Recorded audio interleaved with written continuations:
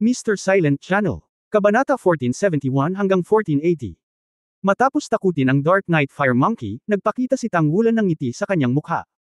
Ito ang Great Forest of Stardao. May mga soul beast sa lahat ng dako, ang Stardog Forest na puno ng sigla sa lahat ng dako. Sa paghusga mula sa kasalukuyang sitwasyon, kung ito ay upang ibalik ang orihinal na Stardao Great Forest, siya ay dapat na nasa panlabas na bilog ngayon. Ang ibong si Piro ay 1,000 taong espiritong hayop. Ang grupo ng mga Dark Knight Fire Monkey ngayon ay dapat na 100 taong gulang na espiritong hayop.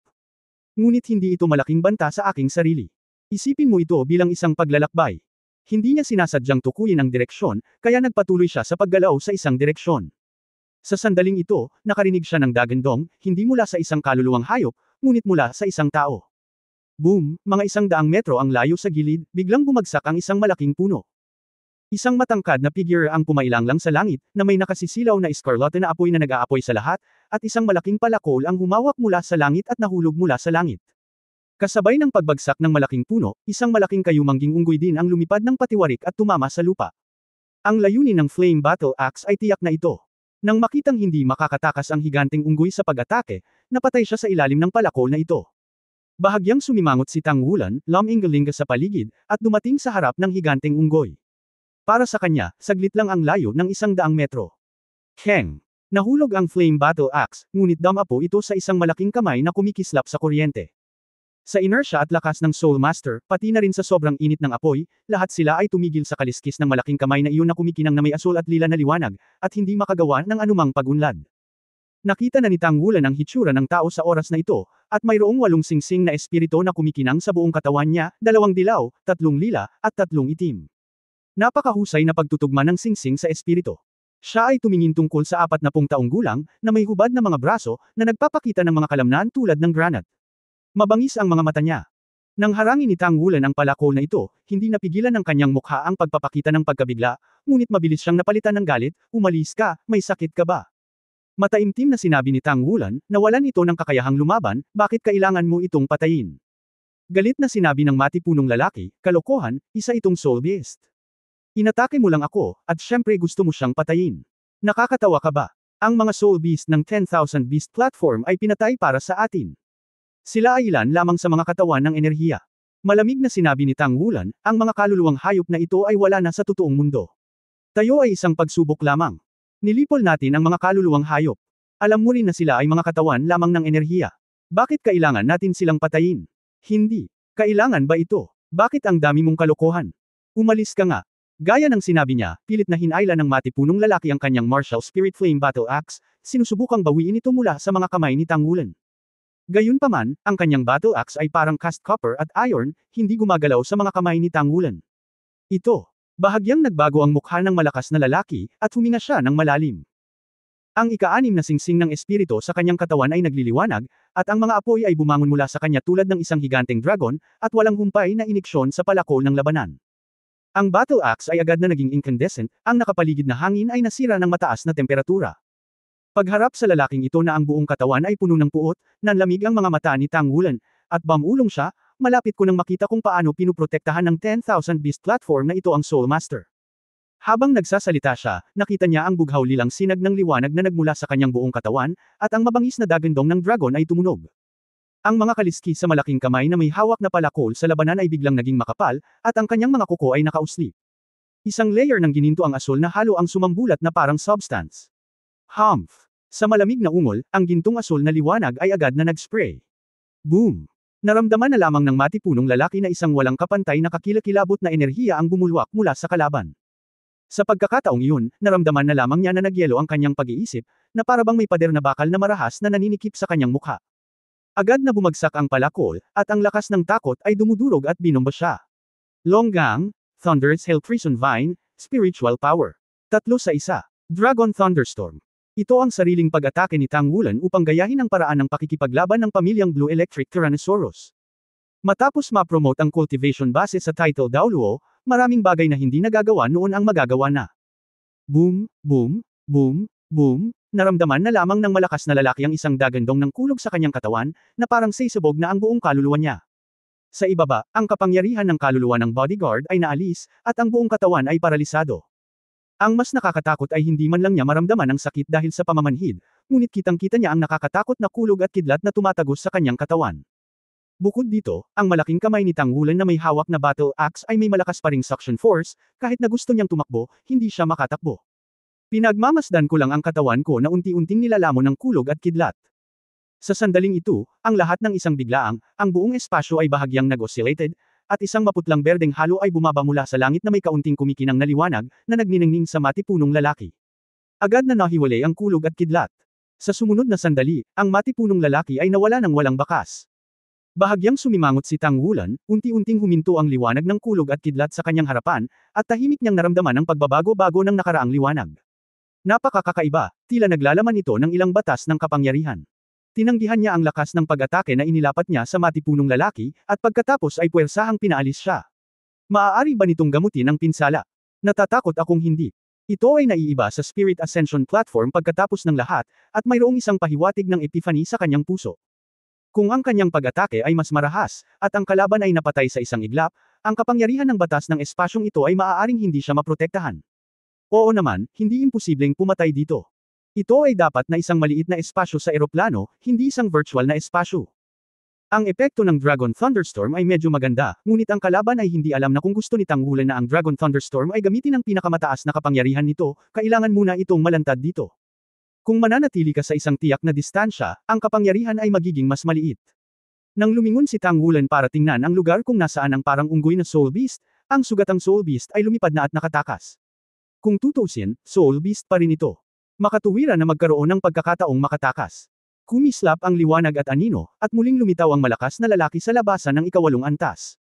Sa oras na ito, ang kanyang buong katawan ay naglabas ng isang sunog na amoy, at kahit na siya ay huminga, may ilang usok na ilalabas mula sa kanyang bibig. Ang buong katawan ay paralisado, at siya ay bumagsak sa lupa at hindi na makatayo. Kaagad, sumugod ang staff at ang Healing Department Soul Master para bigyan siya ng paunang lunas. Sa wakas na-stabilize ang pinsala. Talagang maawain si Tang Wulan noong panahong iyon, at hindi niya hinayaang sumabog ang kapangyarihan ng Dragon Thunderstorm, kung hindi, kung siya ay nahuli, ang isang ito ay malamang na direktang papatayin. Nang makahinga siya ay puno ng kilabot ang mga mata ng matipunong lalaki. Sino ang binata na mukhang nasa 20s? Natatakot ako na kahit papaano ay mayroon siyang lakas ng limitasyon sa antas ng Daoluo. Kahit papasok pa lang siya sa 8th Environment Realm, isa rin siyang tunay na counter-level powerhouse. Hindi ka panipaniwala na hindi siya ang kaaway ng Wanhee sa harap ng kabilang partido. Nakakakilabot talaga. Paano niya malalaman na ang kinakaharap niya ay ang kontemporaryong Tang Sect Master, na nahaharap sa pagsasanib ng Dragon Gang ni Tang Wulan at ang kakilakilabot na kapangyarihan ng kulog ng 100,000 taon ng dumadagandong na puno ng ubas sa bilangguan. Nang harapin ni Tang Wulan ang Thunder Prison Vine sa simula, halos dumanas siya ng malaking kabiguan, ngunit ngayon ang Thunder Prison Vine ay dumaan sa maraming ebolusyon, at ang malakas na kapangyarihan nito ay nakakatakot, at si Tang Wulan mismo ay dapat mag-ingat sa paggamit nito. Masasabing kahit na ang Dragon Thunderstorm ay ang sariling kakayahan ng kaluluwa ni Tang Wulan, ang kapangyarihan nito ay hindi mas mababa sa sariling 8-ring soul na kakayahan ni Tang Wulan. Katumbas ito ng buong suntok sa estado ng tunay na katawan ni Wan. Ang malas ng matipunong lalaking ito ay naging isang produkto ng pagsubok para sa mga kakayahan ng kaluluwa ni Tang Wulan at sa buong maliit na espasyo ng eroplano. Nagpagala-gala si Lan Fuzzy sa kagubatan, puno ng kuryosidad ang kanyang mukha. Ito ang unang pagkakataon na nakarating siya sa ganitong kakapal na kagubatan, ngunit nagustuhan niya ang lugar na ito na puno ng buhay. Talagang masarap sa pakiramdam. Bagamat hindi ito masyadong angkop para sa akin, ang ganitong uri ng kapaligiran ay talagang kahanga-hanga. Hindi ko alam kung ang mga kaluluwang hayop sa lupa ay naninirahan sa gayong kapaligiran. Ang gayong malakas na hininga ng buhay ay talagang napakabait. Ang hilig magsanay. Hindi alam ng lalaking yun kung saan siya na-teleport, o kung makakasalubong niya. Hay, medyo madilim ang ilaw sa harapan. Ang laking baging. Habang naglalakad siya pasulong, pinagmamasdan ni Lan Fuzzy ang lahat ng nasa paligid niya. Bigla niyang natuklasan na may malaking baging sa hindi kalayuan sa harapan niya. Sa tuktok ng bawat puno ng ubas, mayroong isang malaking usbong ng bulaklak, at ang panlabas na layer ng usbong ay madilim na berde. Oo, ngunit may ilang matingkad na pula na lumitaw sa itaas, tulad ng isang bulaklak na malapit ng mamukadkad anumang oras. Kung ang gayong malaking usbong ay namumulaklak, ang diameter ng bulaklak ay malamang nalalampas sa 5 metro. Kakaiba talaga. Ang taas ng puno ng ubas ay higit sa 15 metro, at ang malaking usbong ng bulaklak ay malumanay na umuugoy, na mukhang lubhang kawili-wili. Habang nagpapahalaga, sumulong si Lan Fuzzy. Biglang huminto ang kanyang mga yabag, at ang isang hindi naudlot na pakiramdam ng krisis ay biglang lumitaw sa kanyang isip. Halos walang pag-aalinlangan, si Lan Fozzie ay sumandal, ang kanyang mga daliri sa paa ay tumama sa lupa, at ang buong tao ay lumipad ng patiwarik na parang isang palaso. At sa sandaling ito, ang napakalaking baging na pinakamalapit sa kanya ay biglang nahulog na parang sledgehammer, at ang malaking usbong ng bulaklak ay dumiretso sa kanya at nabasag. Sa proseso ng pagbagsak, bumukas ang malalaking bulaklak, at isang malakas na pagsipsip ang na-upload mula sa namumulaklak na mga bulaklak. Nang makita ni Lan Fozzie ang malalaking bulaklak na namumukadkad, lumitaw ang mga goosebumps sa buong katawan niya. Matapos mamulaklak ang mga bulaklak, may mga bilog na pino at siksik ng ngipin sa loob, na tila hilingan ng karne, puno ng kahindik-hindik. Masama, at ang mga baging ay mabilis na lumalaki, at ang mga buds ay tumalon sa kanya ng napakabilis. Malinaw, kung sila ay direktang nakagat ng malaking usbong na ito, hindi ito magiging komportableng bagay. Sa kritikal na sandali, ang katawan ni Lan Fozzie ay umiikot sa hangin, at ang mga bilog ng asol na halo ay bumaril mula sa kanya, na lumilikha ng isang malakas na puwersang nakakasuklam. Nang madikit ang malaking bulaklak sa asol na halo nang mahulog ang hood ay agad itong tumalbog. Sa sandaling ito, naamoy ni Lan Fozzie ang isang matamis na halimuyak sa kanyang ilong, at ang kanyang isip ay biglang naging antok. Hindi maganda, nakakalason. Kasabay nito ang pagkabigla niya, galit din siya sa kanyang puso, ang kanyang mga mata ay agad na naging asul, at ang asul na halo na umiikot sa kanyang katawan ay agad na naging mga bilog ng matutulis na talim at pumutok. Ang matalim na talim na ito ay tumaas laban sa bagyo, at halos agad na naging isang malaking machete na may hawak na hanggang 3 metro ang layo, na tumatama patungo sa malaking bulaklak na may nakakatakot na puwersang umiikot. Shiche. Sa bahagyang tunog ng pagputol, ang malaking bulaklak ay agad na nahati, isang malaking halaga ng dugo pulang katas ang nakakalat sa paligid, ngunit ang matamis na aroma ay naging mas at mas matindi. Agad na napabuntong hininga si Lan Fozzie nang maramdaman niyang may mali, ngunit agad niyang napagtanto na hindi sapat ang pagpigil sa kanyang hininga. Ang matamis na amoy ay maaaring tumagos sa kanyang katawan sa pamamagitan ng mga butas ng kanyang katawan. Sa kabutihang palad, siya mismo ay may espiritual na batayan ng paglilinang ng espiritual na kaharian, at tiyak na kinokontrol niya ang mga butas ng kanyang katawan upang sarado, na nag-i-insulate ng matamis na halimuyak. Ngunit ang matamis na halimuyak na tumagos sa katawan ay nagparamdam pa rin sa kanya ng pagkabahala, at ang isang pagsabog ng kasiyahan ay nagmula sa mga paa, na hindi masabi na komportable. Sa mga sandaling ito, parang gusto na lang niyang humiga at matulog ng mahimbing. Ngunit sa kanyang mga mata, na pinasigla ng matamis na halimuyak, mas maraming malalaking bulaklak ang dumadaloy sa kanyang direksyon, at ang matingkad na pulang bulaklak ay pumuno sa kanyang buong larangan ng paningin. Sa biglaang pagkagat ng kanyang dila, nilabanan ni Lan Fozzie ang antok at ang ilusyong kasiyahan na kanyang ginawa, tumalikod at tumakbo palayo. Kasabay nito, ang mga bilog ng tubig asol na halo ay mabilis na naglabas mula sa kanyang katawan, na bumubuo ng isang parang buhawi. Pinuprotektahan ang kanyang katawan. Bangungot na pirana. Isa sa mga pinaka-nakakatakot na mamamatay tao sa isang uri ng Stardew Forest. Kadalasan ang mga kaluluwang hayop o mga tao ay hindi man lang nakakaramdam ng panganib sa harap nito, at natutulog sa bangungot nitong mga lason, at sa magandang pagtulog, ito ay nagiging sustansya ng bangungot na pirana. Ang pinaka-nakakatakot na bagay tungkol dito ay hindi ang sariling lakas ng paglunok, ngunit ang bangungot na lason. Ang bangungot na lason ay minsang itinala ng tangsek bilang isa sa nangungunang 10 kakaibang lason ngayon.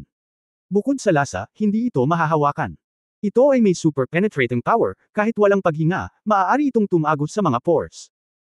Bukod dito, ang epekto ng gamot ay labis na marahas, ito ay magbubunga ng isang pagsiklab sa maikling panahon, mabilis na manhid ng utak, at kahit na manhid sa dagat ng espiritu, na ginagawang hindi ito makalaban, at kalaunan ay nilamon ng bangungot na cannibal na bulaklak.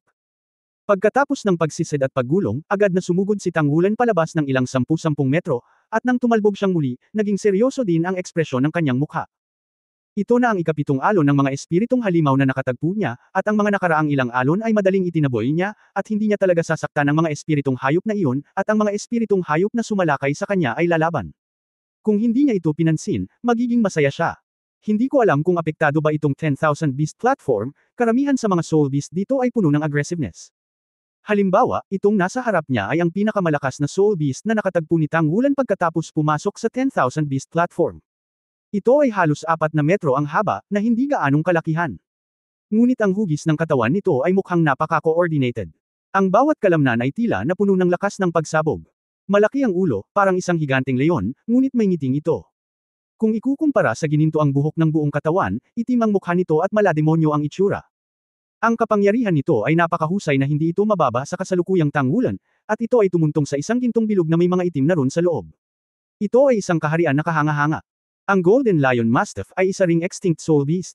Ang pagkakaroon ng antas ng Beastmaster. Ang Golden Lion Mastiff ay ang ninuno ng lahat ng dog soul beast sa alamat, at may mga alamat pa na ito ang ninuno ng Lion Soul Beast. Napakalakas niya na dadalhin niya ang sarili niyang domain aura para mangibabaw kapag siya ay ipinanganak. Kilala sa siklab na pakikipaglaban nito, sa sandaling pumasok ito sa isang fighting state, ang dominasyong domain ay isinaaktibo, na magiging sanhi ng sarili nitong mga pag-atake at depensa na tumaas ng husto, at walang sakit, lahat ng sarili nitong pantulong na kakayahan ay tumataas lahat ng higit sa 50% ng kapangyarihan nito. Bukod dito, ang katangian ng taong ito ay hindi siya mamamatay. Dahil dito, ang Golden Lion Mastiff ay masasabing kaaway ng mundo, at mahirap makihalubilo sa mundo ng mga espiritong hayop. Ito ay humantong sa kapalaran ng sukdulang pagkalipol. Isa itong makapangyarihang soul beast na naglalakad mag-isa, at hindi inaasahan ni Tang Wulan na makakatagpo ito dito. Kung titingnan mula sa laki ng Golden Lion Mastiff at sa laki ng halo ng domain, ito ay dapat nasa 10,000 taon na antas, ngunit sa kabila nito, naramdaman na ni Tang Wulan ang pressure mula rito. Noong una silang nagkita, ang ginintoang Lion Mastiff ay sumuntok, at ang nakakatakot na kapangyarihan ay direktang nagpabagsak kay Tang Wulan sa hangin. Bagamat hindi siya nasugatan, siya ay nabigla. Umuungol. Isang mahinang dagandong ang tumunog mula sa bibig ng Blonde Lion Mastiff, ang kanyang kayumangging mga mata ay nakatitig kay Tang Wulan, ang kanyang buong katawan na may ginintoang buhok ay biglang tumaas, at dahan-daang naglakad patungo kay Tang Wulan ng hakbang-hakbang.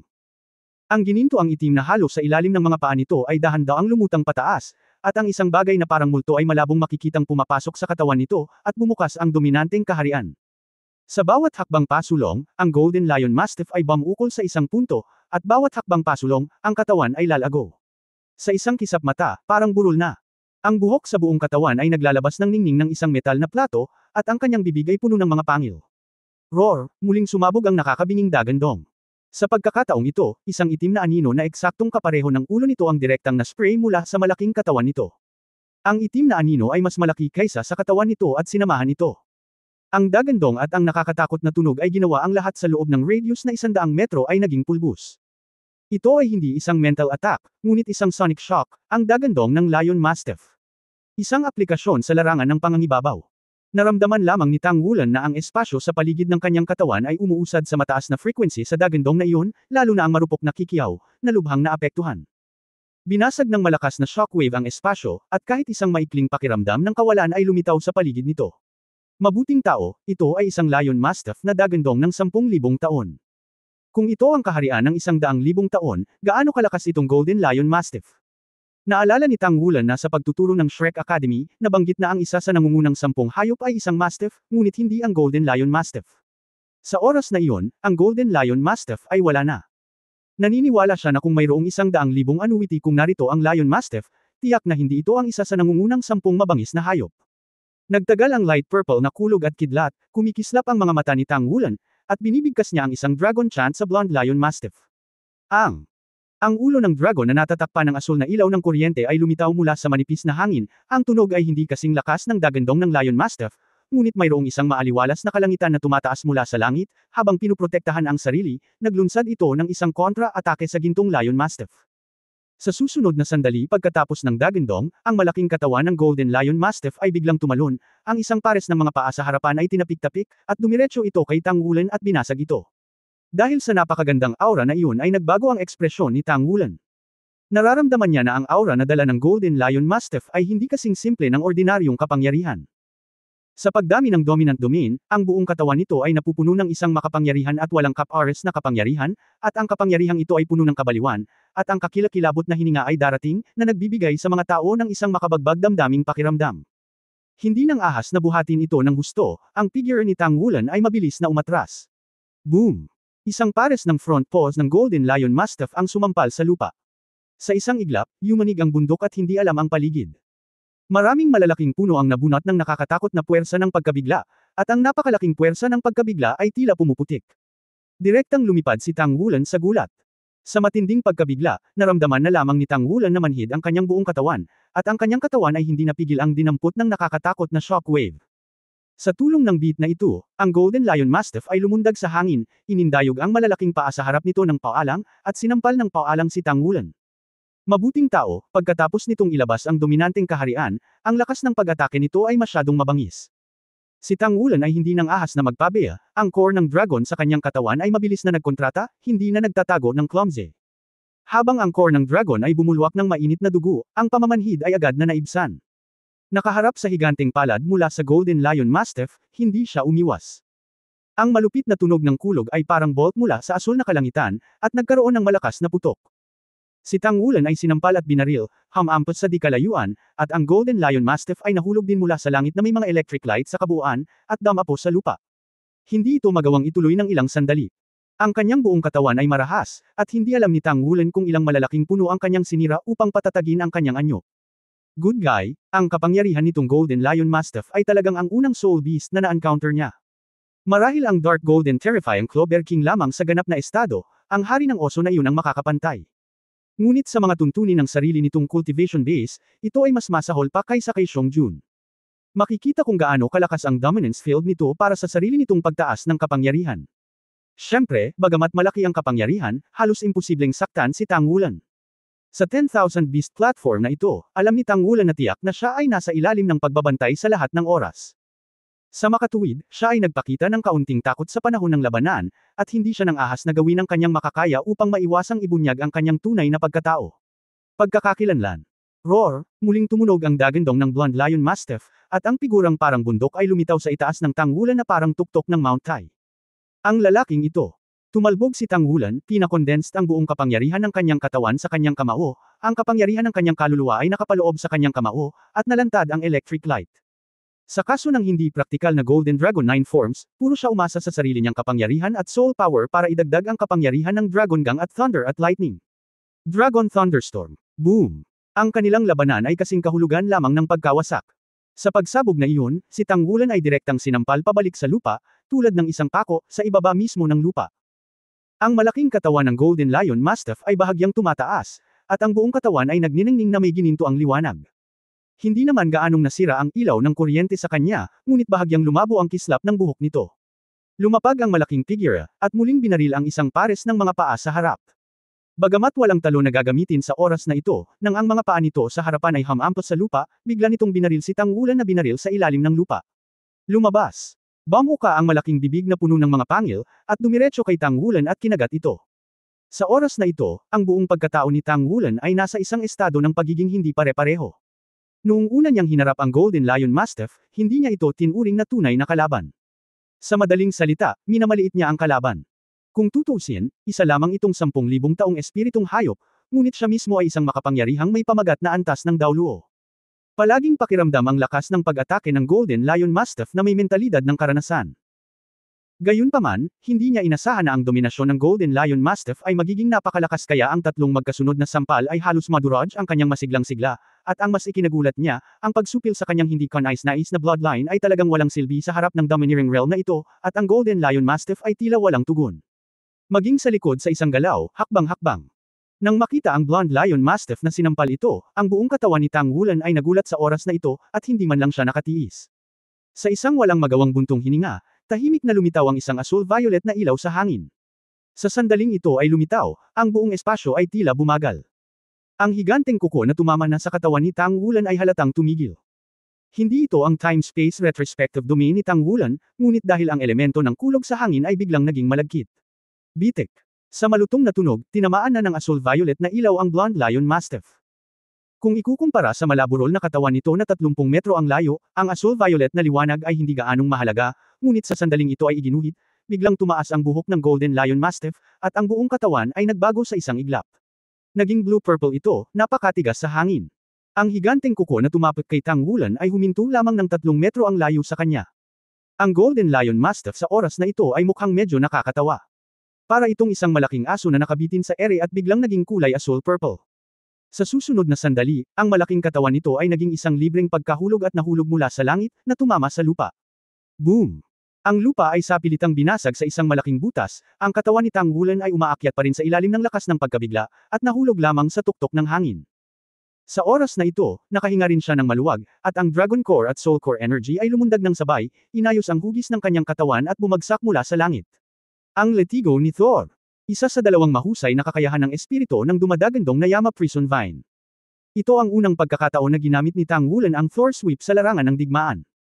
Ang marahas na kulog at kidlat ng dumadagandong na Yan Prison Vine ay dumagsa, na gumuhit ng Golden Lion Mastiff.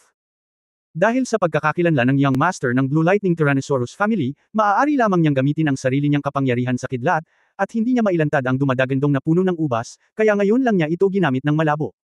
Hindi niya pinasabog ang buong lakas ng Thor sweep, ngunit sa kabila nito, ang dumadagandong na yan Prison Vine ay sumabog ng may kahangahangang lakas pagkatapos ng ilang malalaking pag-aayos. Ito ay marahil ang ikasyam na kakayahan ng espiritu ni Tang Wulan, at ang larangan ng dominasyon ng Golden Lion Mastiff ay medyo hindi mabata. Sa isang kislap ng kanyang katawan sa hangin, si Tang Wulan ay lumutang sa hangin sa malayo, nakatingin sa Blonde Lion Mastiff sa ibaba. Hindi naman siya nagalit dahil sunod-sunod siyang nataman. Sa kabaligtaran, siya ay medyo masaya. Ang isang malakas na kalaban ay maaaring mas mahusay na pasiglahin ang kanyang paglaki. Ang kayang harapin ng isang makapangyarihang soul beast tulad ng Golden Lion Mastiff ay katulad niya ngayon. Ang pakikipagtagpo sa isang batong pantasa ay isang magandang pagkakataon upang pakinisin ang sariling kakayahan. Kasabay nito, nais din niyang pagmasdan kung gaano kalakas ang Golden Lion Mastiff. Ang Golden Lion Mastiff ay patuloy na kumikibot sa buong paligid, may isip ng isang tao ang nakakatakot na kapangyarihan ng latigo ni Thor, at malinaw na natuklasan ni Tang Wulan na ang katawan nito ay nagsimulang lumiit, at tila ang epekto ng dominasyon ay lumiliit at humihina. Oy, mapupuksa kaya ng latigo ni Thor ang dumi nito. Ito ay uri ng kawili-wili. Sa wakas ay nawala ang blue-violet electric light mula sa Golden Lion Mastiff, at ang malaking figure nito ay naibalik sa dati nitong hitsura na mahigit 4 na metro. Ang buhok sa buong katawan ay medyo nasunog, ngunit ang nakapagpa-curious kay Tang Wulan ay ang Golden Lion Mastiff. Nagbago talaga ang nakakatakot na pagniwi ni Zhang. Unti-unting naglaho ang itim na pagniwi, bumungad sa kanya ang isang bilog na mukha na medyo cute, kahit medyo uto, at parang matambok. Ang orihinal na itim na kulay ay tuluyang nadikit sa talukap ng mata at naging dalawa. Mga itim na spot. Wow! Itinaas nito ang ulo at sumigaw ng 2 beses sa direksyon ni Tang Wulan, pagkatapos ay tumalikod at tumakbo. Nawala ito sa isang iglap. Ito, natigilan si Tang Wulan. Walang ganoong panahon sa kasaysayan ng Golden Lion Mastiff na naitala ng Shrek Academy. Kaya si Tang Wulan mismo ay hindi alam kung ano ang nangyari sa Golden Lion Mastiff na ito. Maaari lamang itong may ugnay sa ginintuang Lion Mastiff na binugbog ng kanyang sarili. Hindi ba't ang Blonde Lion Mastiff na ito ay hindi natatakot sa kamatayan? Di ba sabi mo hindi ka outrage? Bakit ka nakatakas ng ganito? Bukod dito, malabo ding natuklasan ni Tang Wulan na kapag tumatakbo ang Blonde Lion Mastiff, ang kanyang katawan ay tila patuloy na lumiliit, at ang aura sa kanyang katawan ay humihina at humihina. Kung titingnan ang kanyang mga paa, sa loob ng 1 kilometro ang diametro, maaari itong ilarawan bilang pagtaas at pagbaba. Kung hindi dahil doon, hindi talaga siya makapaniwala na ang lalaking tumakbo lang ng buntot sa pagitan nila ang gumawa ng lahat ng ito at ginawa pang delikado ang sarili. Ngunit pagkatapos lamang ng suntok na ito, mas may kumpiyansa siya sa kanyang Thor sweep, na tiyak na pinakamalakas na pag-atake ng kanyang sariling solong katawan. Hindi lamang may malakas na mga katangian ng nakakasakit, ngunit mayroon ding malakas na kapangyarihan sa pagkontrol. Kung isasama mo ang iyong sarili sa maraming iba pang paraan ng pag-atake. Sa isip ni Tang Wulan, nagsimula na siyang umakma sa sarili niyang mga kakayahan. Ang mahusay na aplikasyon ay walang alinlangan na magdadala ng sariling pagiging epektibo ng labanan sa isang mas mataas na antas. Matapos maabot ang 9 Rings Cultivation Base, tila naging iba na ang buong mundo. Iba rin ang Title Daoluo sa mundo. Kapag naabot na ang Cultivation Base, maaari itong tawaging Title Daoluo, ngunit napakalaki ng pagkakaiba ng combat power sa pagitan ng Title Daoluo. Sa madaling salita, kung walang 4-character battle armor ang tiyuhin, tiyak na hindi niya magiging kalaban, at matatalo pa sa maikling panahon. Ang lakas ng isang Soul Master ay palaging isang pagpapakita ng komprehensibong kalidad. Ang kakayahan ng kaluluwa ay talagang ang pangunahing prioridad. Siyempre, kumpara sa sinaunang panahon, ang pagkakaroon ng armor ng labanan ngayon ay aktwal na pinaliit ang agwat sa pagitan ng mga Spirit Master ng parehong antas sa isang tiyak na kahulugan. Siyempre, ito ay kamag-anak lamang. Sa pagtugon sa mga tagumpay at pagkatalo ng nakaraang labanan, ang pagiging alerto ni Tang Wulan ay halatang tumaas ng husto. Hindi mo pwedeng baliwalain dahil lang sa pakiramdam mo na hindi malakas ang kalaban. Sa ganitong sitwasyon, kung walang Thor sweep, o kung mas marahas ang pag-atake ng Golden Lion Mastiff, malaki ang posibilidad na hindi mo na ibalik ang iyong mobile phone. Tandaan na huwag maging pabaya. Kasabay nito, nagsimula ring magkaroon ng ideya si Tang Wulan sa kanyang isipan. Talagang nagtataglay siya ng maraming kakayahan ngayon, ang Blue Silver Grass ay may 9 na spirit ring at 1 dosenang espiritong kakayahan. Sa espiritual na kaharian, kasama ang 6 na espiritong kakayahan ng 6 na espiritong singsing ng Golden Dragon King, mula sa katawan ng Gintong Dragon hanggang sa ginintoang Dragon Town Hellkill, at ang 9 na estilo ng Gintong Dragon. Mga kasanayan sa pagsasanib ng kaluluwa ng dugo at iba pa. Ang bilang ng iba't ibang kakayahan ay napakalaki, at bagamat nalampasan niya ang mga ito ng lubusan, pagdating sa aktwal na labanan, ang aktwal na labanan ay kadalasang hindi nagpapahintulot sa kanya na gamitin ang lahat ng mga kasanayang ito. At kung minsan ay huli na upang hayaang maglaro ang pinakaangkop na mga kasanayan. Maaari ko bang bawasan ang pagiging komplikado tungo sa pagiging simple, pagsamahin ang mga kakayahan na mayroon ako ngayon, at tunay na pagsamahin ang mga ito sa isa, pagsasama-sama ng mga kakayahan ng kaluluwa sa chi at mga kakayahan ng singsing ng kaluluwa ng dugo, o sa madaling salita, isulong ang aking mga kakayahan sa pagsasanib ng kaluluwa ng dugo at ganap na palitan ang mga ito paano ang mga umiiral na kakayahan na ito. Ito ay malinaw na hindi isang simpleng bagay, ito ay medyo mahirap na lumikha ng dumudugo na kasanayan sa pagsasanib ng kaluluwa. Kung gusto mong pagsamahin ang higit pang mga bagay sa isang pagan, ang kahirapan ay walang alinlangan na mas malaki pa. Mukhang nangangailangan ito ng maingat na pag-iisip sa pamamagitan ng iyong sarili. At hindi ka maaaring maging sabik, gawin ito ng hakbang-hakbang. Sa mahabang paghinga, nawalan ng hangin si Tangulan, ang Soul Core at Dragon Core sa kanyang katawan ay tumatakbo, at ang dalawang major cycle ay nakatulong sa kanya na mabilis na mapunan ang naunang pagkonsumo. Sa sandaling ito, bigla siyang nakaramdam ng kakaibang alon ng enerhiya na nagmumula sa malayo. Ito ay lakas ng kaisipan. Gumagalaw ang puso ni Tangulan. Ang pagbabago-bago ng kaisipan na ito ay kumakalat palabas sa isang pabilog na hugis, ibig sabihin, maaari niyang madama ito ng direkta sa pamamagitan ng pagsasabog. Ang ganitong uri ng mental na kapangyarihan ay malinaw na hindi kabilang sa Soul Beast, mayroon bang Soul Master na naglalabas ng kanyang sariling espiritual na kapangyarihan? Ito ba ang kapangyarihan ng larangan? Espiritual na kaharian. Sa bahagyang paggalaw sa kanyang puso, inikot ni Tangulan ang kanyang katawan sa hangin, bumubulusok ang kanyang espiritong kapangyarihan, at lumipad siya palayo sa direksyon kung saan lumitaw ang pagbabago-bago ng isip. Kung mas malapit si Tangulan sa spiritual fluctuation aura na iyon, mas nagulat si Tangulan, dahil napakalakas ng mental power na ito, at may pakiramdam na malapit na niyang lumunin ang lahat.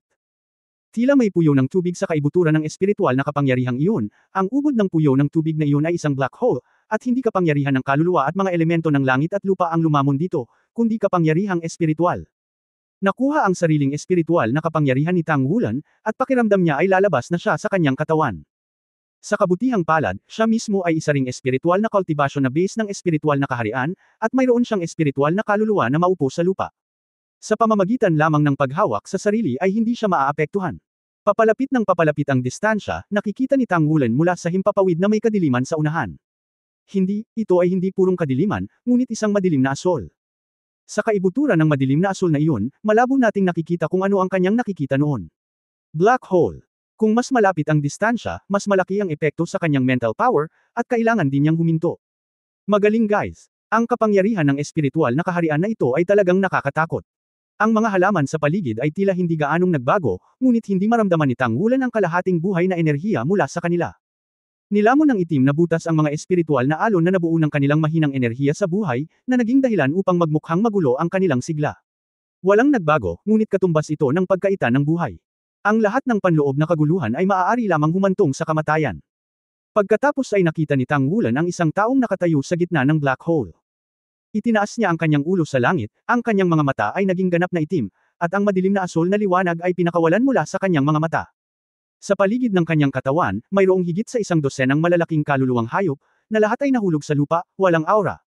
Malinaw, ang dagat ng espiritu ay nasira, at ang kaluluwa ay inalog. Malinaw na may kaunting pagbabago sa buhay sa kanyang katawan, ngunit walang palatandaan ng buhay. Siya yun, Lan Fuzzy. Ang espiritual na kapangyarihan sa gilid ng black hole ay pinakawalan mula sa kanya. Hindi lumapit si Tangulan. Sa pagbabantay ng Golden Lion Mastiff noon, naging maingat siya lalo na kapag nakatagpo ng ganitong uri ng bagay. Ito ay isang maliit na eroplano lamang, na maaaring pumatay ng mga tao. Kung ang pag-atake ni Lan Fuzzy sa espiritual na kaharian ay lumampas sa saklaw ng kanyang pagtitiis, hindi ba siya direktang mawawasak tulad ng mga kaluluwang hayop na iyon? Ang espiritual na kaharian ng lalaking ito ay talagang espesyal. Hindi yun black hole na nilalamon, kundi black hole na malapit ng masira. Kaya lang, sa antas na ito ng espiritual na kaharian, kaya ba talaga ng katawan? Noon lang nasa isip ni Tangulan ang kaisipang ito. Sa ibaba, biglang nanginig ang katawan ni Lan Fuzzy, bumulwak ang isang bibig ng dugo, at mabilis na kumupas ang itim sa kanyang mga mata, at nanginig ang kanyang katawan bago siya bumagsak. Nawala din ang black hole na puno ng kilabot kanina. Ngunit sa loob ng radius na 100 metro, walang sigla. Inalog-alog ni Tangulan ang kanyang katawan at pumunta sa gilid ni Lan Fuzzy. Ang hininga ni Lan Fuzzy ay naging napakahina sa oras na ito, ngunit si Tangulan ay nakakaramdam ng amoy ng kabaliwan mula sa kanya. Ang pakiramdam na ito ay medyo katulad sa oras na siya mismo ay naging isang dragon ng dugo. Bagamat ito ay bahagyang naiiba, ang memorya ng baliw na si Tangulan ay masyadong malalim. Sa madaling salita, medyo out of control si Lan Fuzzy noon. Kakakilala lang nila ni Lan Fuzzy ngayon lang, hindi sila nakakapag-usap tungkol sa pagkakaibigan, pero hindi sila mamamatay. Itinaas ang kanyang kamay at idiniin ito sa dibdib ni Lan Fozzie, tahimik niyang naramdaman ang kanyang pisikal na estado sa oras na ito. Sa sandaling dumampi ang palad niya kay Lan Fozzie, nagulat siya. Ang antas ng pagkalito ng mga meridian sa katawan ni Lan Fozzie ay lumampas sa kanyang hula. Sa madaling salita, ang ruta ng pagpapatakbo ng soul power ni Lan Fozzie ay ganap na naiiba sa kanya. Iyon ay isang ruta ng pagpapatakbo na halos labag sa sentido komon. Pero automatiko itong tumatakbo sa kanyang katawan. Kasabay nito, nararamdaman pa rin ni Tang Wulan na napakalakas ng sariling sigla ni Lan Fozzie. Bagamat nakaramdam ng pagod sa pag-iisip sa oras na ito, siya mismo ay mabilis na nag-aayos, at ang kanyang lakas sa pag-iisip ay mabilis ding nakakabawi. Bawiin ang kapangyarihan ng espiritu. Para sa kasalukuyang Lan Fozzie, ang pinakamalaking panganib ay hindi na ang kanyang sariling pisikal na problema, ngunit mula sa kaluluwang hayop na malamang na lumitaw mula sa labas ng mundo anumang oras. Ang taong ito ay nasa koma. Bakit hindi siya pinalabas ng 10,000 Beast platform sa lugar na ito kung saan may mga kaluluwang hayop sa lahat ng dako? Dahil ba sa sarili mong itsura? Kung ito ang kaso, ito ay higit na patunay na ang 10,000 Beasts ay sinusubaybayan ang lahat. Naka-crosslegged sa tabi ni Lan Fozzie, hindi nagmamadaling umalis si Tang Wulan. Anyway, ang 8th level test din ay depende sa kung sino ang mas matagal na nandoon. Kasabay nito, interesado siyang maranasan ang mga espiritong hayop na ito. Lalo na yung mga makapangyarihang kaluluwang hayop na matagal nang wala na. Sa aktwal na pakikipaglaban sa kanila ay maraming inspirasyon. Marahil ay dahil sa sobrang lakas ng mental power na sumabog noon ni Lan Fozzie, at pagkaraan ng kalahating oras, walang ibang spirit beast na lumitaw. Napagmasdan din ni Tang Wulan ang mga kaluluwang hayop na pinatay ni Lan Fozzie, at hindi niya mabanggit ang ilan sa mga ito. Malakas din ang iba. Sinubukan ko ulit ang hininga ni Lan Fozzie. Kung tutuusin sa sarili niyang hininga, hindi siya dapat nawalan ng malay. Paano ito nangyayari? Nalason siya. Ang boses ni Chiluo Tulip ay umalingaw sa isip ni Tang Wulan. Oh, Nalason. Tinanong ni Tang Wulan si Chiluo Tulip sa kanyang puso, anong uri ng lason siya. Sinabi ni Chiluo Tulip, kung tama ang pakiramdam ko, ito ay dapat ang bangungot na lason ng bangungot na pirana. Ito ay isang lubhang lason. Ito ay hindi nakamamatay sa sarili nito, ngunit kung ang lason ay hindi naalis, ito ay magpapatulog sa mga tao hanggang sa kamatayan. Ito ay ginagamit ng bangungot na pirana para sa pangangaso. Ito ay nasa ikapitong ranggo sa mga pinakamakapangyarihang tao. Ang taong ito ay dapat na may kakaibang poison. Isang mahabang panahon. Ito ay medyo makatwiran upang makapagpumilit hanggang sa siya ay nahimatay ngayon lamang. Kung gayon, ano ang gagawin? Maaari mo bang i-detoxify siya? Alam ni Tang Wulan na ang Chiluo Tulip ay pinakamahusay sa detoxification. Buong pagmamalaking sinabi ni Chiluo Tulip, sa mga nangungunang 10 immortal na damo, ako ang nangunguna sa ranggo.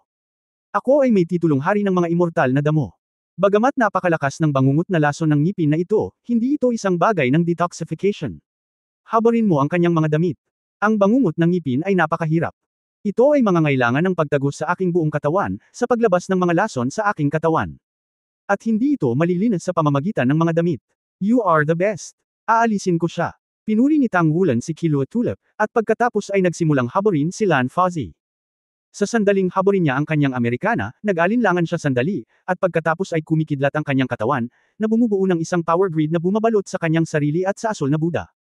Ang katawan ay nagsasangkot ng privacy, at ang 10,000 Beast platform na ito ay malamang nasusubaybayan ng mga tao ng Spirit Spreading Pagoda. Dahil ito ay upang makatulong sa iba, ito ay mas mahusay na tumulong. Tulungan mo rin siyang pagtakpan ito. Tinatanggal ang kanyang coat, inilalantad ang mga damit sa loob, palaging nararamdaman ni Tang Wulan na medyo kakaiba si Lan Fozzie, ngunit ang balat ng lalaking ito ay medyo maputi. Hindi lang mukhang muscle. Well, mukhang okay naman ang chest muscles, umbok. Mas malala pa sa ibang lugar. Walang kalamnan sa braso na ito. Talaga ay. Biglang huminto ang paggalaw ni Tang Wulan. Mukhang medyo mali ang curve na ito. Ngayon ko lang napansin. Medyo kakaiba ang boses ni Chiluo Tulip, at medyo nakakatuwa. Bamulong si Tang Wulan, hindi ba? Sinabi ni Chiluo Tulip, bakit hindi? Isang babae ang nagbalat kayo bilang isang lalaki. Lahat kayo ay bihasa sa make-up, hindi mo ba naisip na ang kanyang hininga ay medyo mali? Palagi ba siyang may dalang kaunting bango? Sinabi ni Tang Wulan na walang imak, paano ko malalaman? Lalapit pa ba ako sa kanya para amuyin ito? Ikaw lang na sensitibo sa halimuyak ang makakadama nito. Ano ang dapat kong gawin? Hindi ko ba ito tatanggalin? Ang mga damit ang nagde-detox sa kanya. Hindi niya inaasahan na babae pala si Lan Fozzie. Bagaman hindi pa ito ganap na nakumpirma, ito ay halos tiyak mula sa kasalukuyang kurbo ng kanyang figure. Medyo nalulugod na sinabi ni Chiluo Tulip, kung magkita tayo sa tubig, hindi mahalaga kung hindi natin ito iligtas. Kalimutan na natin ito. Napakalason ng bangungot ng ngipin na ito. Siya ay nalalason na ngayon. Kung ito ay nalason sa utak ng buto sa ilang sandali, hindi ko ito mapipigilan. Hahayaan mo lamang siyang maligtas ito, kung may isip mo ito magpakailanman. Bakit hindi mo siya alisin? Medyo nanlumo ang sabi ni Tang Wulan. Bakit ka nakatagpo ng ganoong bagay? Lan Fuzzy, sabi mo babae ka. Bakit pumunta sa martial arts para mag-recruit ng mga kamag-anak? Baliw ba ito? Sinabi ni Chi Luo Tulap, hindi kaya ng mga lalaki at babae, lalaki ako. At saka, matagal na akong pinagsamahan ng manliligaw ko, hermaphrodite tayo. Hindi tayo dapat gumawa ng ganitong bagay. Galit na sinabi ni Tang Wulan, hindi mo ba masasabi sa akin na kaya ko ito? Anong klaseng bagay ito? Kahit anong diskarte niya, medyo naliligaw siya kapag nakatagpo siya ng ganitong bagay. Ang depresyon sa aking puso ay hindi maaaring madagdagan. Noon, nangako si Lan Fuzzy na makahanap ng true love or something, love at first sight or something, pero pagkaraan ng mahabang panahon, naging babae rin pala ang lalaking ito. Maaaring siya ay sadyang gumawa ng gulo, o may problema sa kanyang sexual na oryentasyon. Ngunit anuman ang mangyari, sa sandaling ito ay nasa harap niya ang isang batang babae na may kakaibang lason. Sa kabutihang palad, hindi ito ang uri ng lason na mayroon ako noong nakaraan, kung hindi, ito ay talagang mas mahirap. Bilasan mo boss. Medyo nanunukso na sabi ni Chi Luo Tulap. Mabangis na sinabi ni Tang Wulan, huling beses sa Xingluo, noong ako ay nalason, maaari mo rin bang gamutin ito? Ito ang gamot, alam mo. I don't know, it should be, maybe. Pero, hindi ba bagay sa'yo yun? Nung mga oras na yun, nung nakita kong may mali, mabilis kong isinara ang sixth sense ko, pero hindi ko natiktikan ang mga kabutihan mo. Nakangiting sabi ni Tulip. Kumaibot ang sulok ng bibig ni Tang Wulan. Palagi niyang iniisip na ang pinakamaasahang kaluluwa ay si Killua. Tulad ng Jinyu at Tyrannosaurus Rex ay medyo limitado, at hindi nagtataglay ng advanced na karunungan. Mukhang hindi na masyadong maaasahan si Chi Luo ngayon. Huminga ng malalim, tumingin sa loob, at ilabas ang iyong espiritu. Naramdaman ang lokasyon ni Lan Fuzzy na puro mental na kapangyarihan, mabilis na humakbang pasulong si Tang Wulan at itinaas ang kanyang mga damit, hanggat maaari ay binawasan ang kanyang katawan sa buong proseso. Ngunit kapag hinubad mo ang mga personal na damit, paanong hindi mo ito mahahawakan? Ang mga galami ay mad-ulash, at ang ilong ay bahagyang mabango. Kahit nakapikit ang mga mata ay may epekto pa rin. Si Tang Wulan ay tahimik lamang na nabigkas ng spell sa kanyang puso, sina Guyana, at Guyana. Pagkatapos ng lahat, nang harapin niya si Dai Yuner, nagawa niyang umupo at magpahinga, at ang kanyang konsentrasyon ay ganap na sapat. Nakakahiya lang talaga. Matapos itong haburin, naramdaman na lamang ni Tang Wulan na pawis ang kanyang vest. Sa kanyang cultivation base, ang pagpapawis ay halos imposible, ngunit ngayon ito ay nangyayari ng totoo. Hero, bilasan mo. Mabuti. Sa pagkakataong ito ay wala ng tinta sa Killua Tulip. Isang malaking pink na bulaklak ang lumitaw sa katawan ni Tang Wulan, at isang malabong pink na halo ang nahulog, na tumatakip sa katawan ni Lan Fuzzy. Ang Killua Tulip ay isang walang kapantay na fairy grass, at ito ay may pamagat na Yuxiang Killua Fairy Product. Ang halimuyak nito ay maaaring mag-detoxify ng lahat ng uri ng lason, at ito ay mas lumalaban sa lahat ng uri ng lason. Sa ilalim ng pagpasok ng hininga nito, sa lalong madaling panahon, ang ibabaw ng malakristal na balat ng Lan Fuzzy ay unti-unting lumitaw ang isang layer ng pinong matengkad na pulang patak ng tubig, at lumitaw din ang isang makapal na matamis na halimuyak. Good guy, marami siyang naabsorb. Maganda talaga ang pangangatawan niya. Instinctively niyang pinrotektahan ang mga internal organs at hindi nakarode ng bangungot na toxin na ito. Kung hindi, kapag nakapasok na ito sa utak at nadamhan ang dagat ng espiritu, ayos lang. Wala na talagang paraan. Ang Chi Luo Tulip ay nagde-detox at nagsusuri. Sinabi ni Tang Wulan, huwag mong pag-usapan kung ayos o hindi, bilasan mo. Isuot mo ang kanyang damit kapag tapos ka na.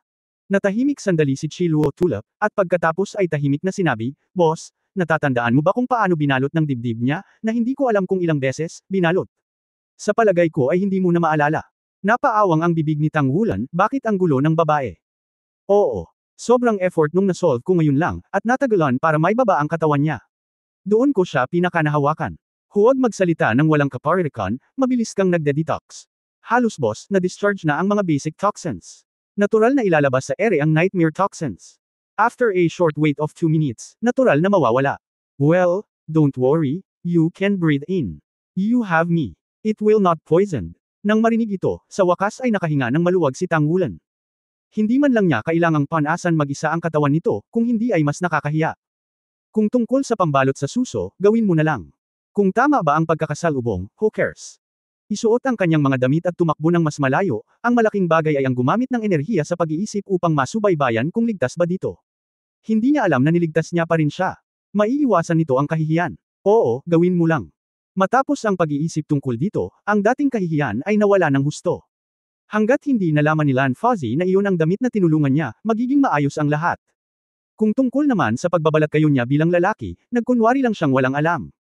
Ang ilaw ng kuryente ay nananatili at kumikinang sa paligid, at ang epekto ng paghihiwalay ay dapat na okay, at hindi ito dapat subaybayan. Oo naman, sabi ni Chi Luo Tulip. Mabilis na nag-react si Tang Wulan, at sa sandaling kumislap siya, lumapit siya kay Lan Fuzzy, itinaas ang kanyang maselang katawan, hinawakan ang dibdib gamit ang kabilang kamay, at akmang ibalot siya sa kanyang katawan. Sa mga sandaling ito, bigla siyang nakaramdam ng mali sa kapaligiran. Dahil lagi kong nakapikit ang aking mga mata at nararamdaman ko lamang ito sa pamamagitan ng lakas ng kaisipan, ang aking pangunawa ay magiging napakalinaw sa halip. Pagkatapos ay naramdaman niya na ang isang bugzo ng hangin ay dumating. Nakuha. Isang sampal ang sinampal sa mukha ni Tang Wulan ng marahas, ang kanyang katawan ay tumagilid, at ang taong nasa kanyang mga bisig ay nanghihina din pagkatapos na malason, at agad na bumagsak sa lupa pagkatapos mawala ang kanyang sentro ng grabidad. Napaka-immortal ni Tang Wulan kaya dinidiin lang niya ang kanyang hindi nagkakamali na katawan. Pagmulat ng kanyang mga mata ng hindi namamalayan, nakita ni Tang Wulan ang isang pares ng mga mata na halos humihinga ng apoy.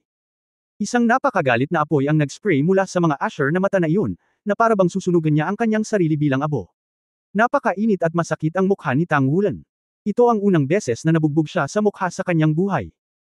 Dahil mukha pa ring lalaki si Lan Fuzzy, malinaw na nararamdaman ni Tang Wulan na ang idinidiin niya sa ilalim ay isang katawan na puno ng pagkalastiko, lalo na ang lugar na dapat pinigilan ng dibdib, na labis na mapang-api. Pakiramdam. Huwag mo akong mali, ni-detox kita. Hinawakan ni Tang Wulan ang mga kamay ni Lan Fuzzy na malapit nang umatake muli. Pindutin siya sa lupa.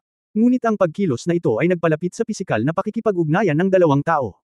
Asshole, bitawan mo ako. Nagalit si Lan Fuzzy na parang nababaliw. Isang malakas na pakiramdam ng kahihiyan ang kumalat sa kanyang katawan, at ang kanyang katawan ay nanginginig ng hindi mapigilan. Huwag ka nang umatake. Iniligtas talaga kita. Hindi mo ba natatandaan na nalason ka? Kung hindi dahil sa akin, hindi ka na majay gising. Paano ka makakapaghiganti? Mabilis na nag-react si Tang Wulan. Agad na linisin ang iyong sarili. Natigilan si Lan Fuzzy, unti-unting bumabalik ang mga alaala niya noon. Naalala niya na pagkatapos makatagpo ng Nightmare Piranha, sa wakas ay sumugod siya sa pagkubkob, ngunit ang pagkalason ay naging mas malalim at mas malalim. Sa ilalim ng gulat na pagtakbo, maraming espiritong hayop ang naalarma, at ang mga espiritong hayop ay kinubkob, siya ay lumaban at umatras, ngunit ang lason sa kanyang katawan ay unti-unting lumabas. Kahit na sinubukan niya ang lahat upang sugpuin ito, hindi pa rin maganda ang epekto ng pagsugpo sa lason. Nang makitang malapit na siyang mamatay sa bibig ng Soul Beast, nagkaroon siya ng huling pagsabog. Sa oras na ito, mahina pa rin ang katawan, lalo na ang dagat ng espiritu kahit kaunting pagod. Ito ay isang seryosong pagpapakita ng overdraft. Kung hindi, hindi magiging ganoon kagaan ang sampal sa mukha ni Tang Wulan. Ngunit naramdaman din niya na ang kaninang inaantok na sensasyon ng pagkalason at ang kakaibang kasiyahan pagkatapos ng pagkalason ay nawala, at tila na-detoxify na talaga siya. Gusto kong intindihin. Ang ganitong klase ng lason na nasa iyo ay tinatawag na nightmare toxin, na tumatagos sa balat, kaya dapat mong haburin ang iyong damit para mag-detox. Hindi ko sinasadyang masaktan ka. Nalaman kong babae ka. Hindi ba ako na lang ang magde-detox sa iyo at panuurin kang mamatay? Huminahon ka, at bitawan mo ako, kahit na manalo ka, babae ka man lang, huwag mo akong ipaglaban. Ang iyong pasasalamat, hindi ako malugod. Ang matuwid na mga salita ni Tang Wulan ay nagmukhang isang maginoo. Tumataas baba ang dibdib ni Lan Fuzzy, at kinagat ng kanyang shell teeth ang kanyang ibabang labi. Pagkaraan ng mahabang panahon, galit siyang bamulong, huwag ka pang bumangon. Pagkatapos ay binitawan ni Tang Wulan ang kanyang mga kamay, mabilis na tumalbog, at pagkatapos ay tumalikod. Itinuro ang nakapaligid na kulog at sinag ng kidlat, malamang na sinusubaybayan tayo ng spirit spreading pagoda sa 10,000 Beasts Terrace, kaya ginagamit ko ang martial spirit para takpan ang gilid na ito, kaya hindi mo kailangang mag-alala, walang makakakita nito. Ngayon lang talaga ako nakapunta doon. Nakapikit ang mga mata mo, wala kang nakikita. Bilasan mo at magbihis. Hindi umimik si Lan Fuzzy, naririnig lang ni Tang Wulan ang tunog ni Zishu Suo na nagmumula sa kanyang likuran. Sa kabutihang palad, hindi na kailangang magsuot ng tube top ng mag-isa. Gayunpaman, ang eksenang ito ay medyo mas nakakahiya. Bagamat ito ay para iligtas ang mga tao, napakahiyang makitang nakahubad ng iba. Kira, ano naman si Kira? Galit na tanong ni Tang Wulan sa kanyang puso, Chi Luo, bakit hindi mo sabihin sa akin na siya ay majay gising kaagad? Inosenteng sinabi ni Chi Luo Tulip, hindi ko alam na majay gising siya ng ganoon kaga. At, boss, hindi mo ako tinanong. Huwag mo akong tawaging boss. Medyo nadismaya si Tang Wulan. Ito ay isang problema. Pagkaraan ng mahabang panahon, huminto ang tunog ng pagsusuot ng damit sa kanyang likod, Ang lakas ng pag-iisip ni Tang Wulan ay naramdaman ang paggalaw sa kanyang likuran, at biglang inatake ni Lan Fuzzy ang kanyang sarili. Kung sinalakay niya ang kanyang sarili ng palihim, makakatakas ba siya ng diretsyo? Pero mukhang mahina pa rin siya. Masarap na maipakita ang isa o dalawa sa kanyang lakas. Hindi sapat para takutin ang iyong sarili. Forget it, anyway, I just want to save people and have a clean conscience. Ayos lang sa lalaki ang mag-pick up at mahiya. Ang sarap magligtas ng tao, pero mali talaga ang sampal. Hindi maiwasan ni Tang Wulan na isipin na ang kanyang mukha ay napakainit at masakit na hindi kailanman hinangad ni Guya na nabugbugin ako ng ganito. Buntong hininga. Okay. Ang malamig na boses ni Lan Fuzzy ay narinig sa kanyang likuran. Lumingon ngayon si Tang Wulan. Naging hitsura na naman siya ng isang gwapong binata, walang pinagkaiba, at walang nakikitang katangiang pambabae. Siya ay hindi mas masama kaysa kay Tang Wulan sa mga tuntunin ng make-up at cover-up na kasanayan. Sa sandaling ito, ang kanyang tingin kay Tang Wulan ay medyo komplikado, at ang kanyang paghinga ay medyo mas mabilis kaysa dati. Binabalaan kita. Huwag mong sasabihin kahit kanino ang nahanap mo, lalo pat maapektuhan ang pagsali ko sa martial arts contest. Kung hindi, papatayin kita. Kinaikit ni Tang Wulan ang kanyang mga mata, alam ko na ikaw ay isang taong maghihiganti, kaya hindi na lang kita dapat niligtas ngayon. Huwag kang mag-alala, hindi ako nag-abala na magsumbong sa iyo. Babae ka, kaya ka ba talagang alagaan ni Guyana? Hindi ka makakarating. Mula ngayon, kung maglalakad ka sa kahabaan ng Yangguan Road mo, at nalalakad ko ito dati, hindi pa natin ito nakikita. Habang nagsasalita, winuwagayway niya ang kanyang kamay at binawi ang kulog at kidlat sa hangin. Tumalikod at umalis. Hoy! Nag-aalalang tawag ni Lan Fuzzy sa likuran niya. Anong ginagawa mo? Lumingon si Tang Wulan. Medyo awkward ang ekspresyon ni Lan Fuzzy, mas mahina ako ngayon, pwede mo ba akong protektahan sandali, maghintay hanggang gumaling ako, at pagkatapos ay umalis. Kinaikit ni Tang Wulan ang kanyang mga mata, ito ang ikawalong pagsubok. Kung ang iyong buhay ay nasa panganib, natural kang may teleport palabas. Hindi ako pinaalis niyan ngayon lang. Mukhang nanlumo si Lan Fuzzy. Saglit na natigilan si Tang Wulan, hindi ba binibilang ang pagkalason? Oo. Si Lan Fuzzy ay itinuturing na nagbabanta sa buhay noon, kaya bakit hindi siya pinalabas? Sinabi ni Lan Fuzzy na may malamig na mukha, kung ayaw mo, alis na tayo. Sinabi ni Tang Wulan, nakikiusap ka para sa ganitong saloobin. Okay, Palm. Nang matapos ay gusto na niyang umalis. Hoy, aalis ka talaga. Galit na tumakbo si Lan Fuzzy, medyo walang kabuluhan sa ilalim ng kanyang mga paa, at sumuray-suray siya patungo kay Tang Wulan. Umiwas si Tang Wulan at umiwas. Nang makitang malapit na siyang bumagsak sa lupa, marahan niyang kinuha ang kanyang mga daliri sa paa at ibinalik ang kanyang katawan sa isang tuwid na posisyon upang tumayo ng matatag. Mayroon ka bang gentleman na pag-uugali? Ang paghinga ni Lan Fuzzy ay naging mas mabilis, at ang kanyang mukha ay medyo namutla. Sinabi ni Tang Wulan, aling mata ang nakikita mo na ako ay isang maginoo. At kahit na ako ay may pag-uugaling maginoo, hindi ko ito dapat gamitin sa mga taong naghihiganti. Gaya ng sinabi niya, tinuro niya ang mukha niya. Hindi talaga magaan ang sampal na iyon, at kung magbabago ako sa isang ordinaryong tao, natatakot ako na matagal na siyang nasa estado ng five-finger fan red. Bahagyang namula ang mukha ni Lan Fuzzy, bakit ang sama ng loob mo? Paano ko nalaman na mabuting tao ka sa sitwasyong iyon? Sinabi ni Tang Wulan, hindi mo kailangang padalhan ako ng card ng mabuting tao. Kalimutan mo na ito, treatuhin mo lang ito bilang utang ko sa iyo. Magmadali ka at paprotektahan kita. Pagkatapos mong tumugon, ipagpalagay namin na hindi pa natin ito nakita. Pagkatapos, lumakad siya sa isang patag na lugar at naupo ng naka-cross-legged, pumikit at tumigil sa pagsasalita. Bagamat hindi niya sinisisi, anuman ang mangyari, nahawakan pa rin niya at malabong nakita ang ilang bagay na hindi dapat makita o mahawakan. Pinuprotektahan ng batas para sa kanya, kinuha niya ang pabor na ito. Sa pagtingin sa kasuklam-suklam na ekspresyon ni Tang Wulan, talagang gusto ni Lan Fuzzy na umakyat at bugbugin siya ng husto, ngunit alam din niya na sa kanyang kasalukuyang pisikal na kalagayan, katumbas ito ng pagsasabing nakakainip ang mga panaginip. Kinagat niya ang kanyang mga ngipin, umupo sa lugar, ipinikit ang kanyang mga mata, at nagsimulang magsanay ng may panloob na tingin. Bagamat nakapikit si Tang Wulan, palagi niyang nararamdaman ang mga pagbabago ni Lan Fuzzy. Habang nagsimula siyang magsanay, hindi maiwasan ni Tang Wulan na humanga. Ang dating emosyon ng lalaking ito ay hindi pa rin matatag, ngunit sa sandaling pumasok siya sa cultivation state pagkatapos noon, mabilis itong bumalik sa normal at kumalma. Ito ay talagang nararapat na maging ang pagkakaroon na maaaring linangin ang espiritual na kapangyarihan sa espiritual na kaharian. Bukod dito, dahil inspeksyon niya ang katawan ni Lan Fuzzy, naramdaman niya na ang landas ng paglilinang ni Lan Fuzzy ay ganap na naiiba sa kanyang sarili. Pagkatapos magsimulang magsanay sa oras na ito, malinaw na naramdaman ni Tang Wulan ang tubig sa hangin. Ang mga elemento ay nagsimulang dumagsa sa kanyang direksyon, at ang kanyang mga pagbabago sa kapangyarihan sa pag-iisip ay nagsimula ring lumitaw. Bagaman mahina pa rin ito dahil sa pinsala, mayroon itong espesyal na ritmo at ritmo, na tila isang espesyal na paraan ng pagsasanay sa kapangyarihang espiritual. Ang paglilinang ng parehong espiritual na kapangyarihan at kapangyarihan ng kaluluwa sa parehong oras ay nagbigay kay Lan Fuzzy ng pakiramdam ng pagkakaisa. Kasabay nito ay kakaiba, ngunit nagpapakita rin ito ng malalim na pundasyon. Mukhang mas matanda lang siya ng kaunti kaysa sa kanyang sarili, at medyo mahirap na makapag-cultivate sa ganitong antas. Sa paghusga mula sa kapangyarihan ng malaking outbreak ni Lan Fuzzy bago ang pagkalason at pagkawala ng malay, hindi 100% sigurado si Tang Wulan na matatalo siya sa isang one-on-one na sitwasyon. Ngunit ang kanyang karanasan sa pakikipaglaban ay tila hindi masyadong mayaman, ito ay dapat na kanyang pagkukulang. Sa paglabas ng kanyang mental power at pagtingin sa loob, naramdaman din ni Tang Wulan ang paggalaw sa kanyang paligid habang siya ay naglilinang.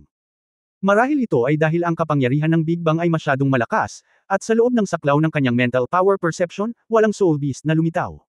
Sa ganitong paraan, 3 oras ang lumipas ng mapayapa. Nang muling imulat ni Lan Fuzzy ang kanyang mga mata, idinilat ni Tang Wulan ang kanyang mga mata upang tumingin sa kanya pagkatapos na maramdaman ni Chi.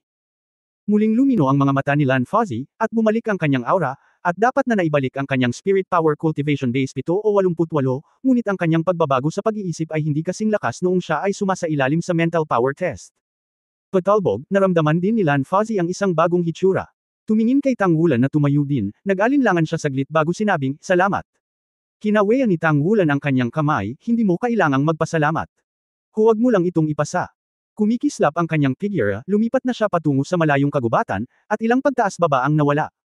Sa pagtingin sa kanyang pag-alis, si Lan Fuzzy ay walang kamalay-malay na itinaas ang kanyang kamay upang haplasan ang kanyang dibdib, na parang may kakaibang pakiramdam na nanggagaling sa kanya, hindi niya napigil ang bamulong sa sarili, bakit hindi ko nararamdaman ang taong ito?